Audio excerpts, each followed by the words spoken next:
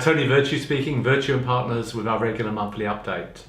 Quite a rally on the markets, we could see that coming, and not far short of 6,000 now, so some improvements there.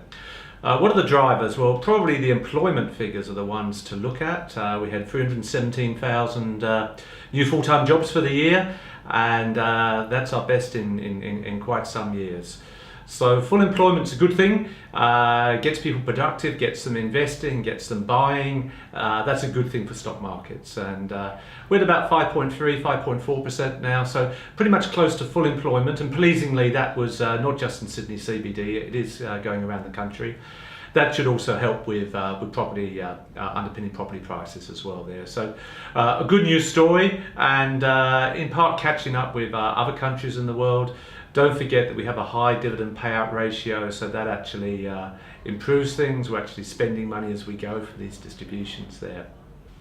Overseas, the other key driver, in my opinion, has been the Chinese government. Xi Jinping came out with major statements last week. So every so often they have these big meetings up there. So this is the 19th since 1920-ish, as my notes say.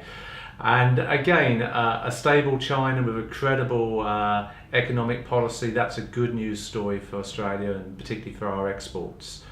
And just over in Japan, Shinzo Abe was re-elected, so that's also a good news story. I mean, Japan has traditionally chopped and changed its prime ministers, so looks like he'll be the longest serving since the Second World War. Again, pro-business, a major export market for Australia, and Japan's equity markets at a 20-year high. So there is a correlation between our own markets and what we see in the region. I compare and contrast that with Europe at the moment. I was in London a few weeks ago, and I can assure you Brexit is far from settled. Catalina in around Barcelona in Spain looking to secede from the rest of Spain. So these are not good news stories. And yeah, for economics to work, we need to pull together, not against each other. This October is a little bit auspicious. It's the 30th year of the 1987 crash. I'm sure you've all got memories of that. For me, I was emigrating from the UK to Australia. I was moving from London to Sydney. On one day, the Australian market fell 23%. And look, my recollection was just how easy it was to get money in Australia and just how leveraged these businesses were. And they'd actually use their own share price to borrow money. And so if the share price fell, it became a self-fulfilling prophecy.